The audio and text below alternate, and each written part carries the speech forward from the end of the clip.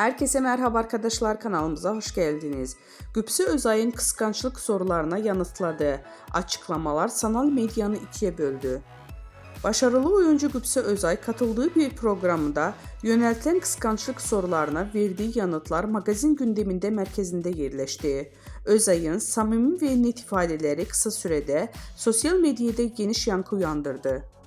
Ünlü oyuncu eşinin kişisel anlamına saygı duyduğunu vurgulayarak şu ifadeleri kullandı. Kocam alyans takmak zorunda değil. En yakın arkadaşı karşı cinsten olabilir.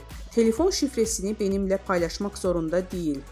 Sosyal medyada benimle fotoğraf ya da hikaye paylaşmaması da sorun olmaz. Gübse Özay'ın bu sözleri kısa sürede sosyal medya kullanıcılarını ikiye böldü.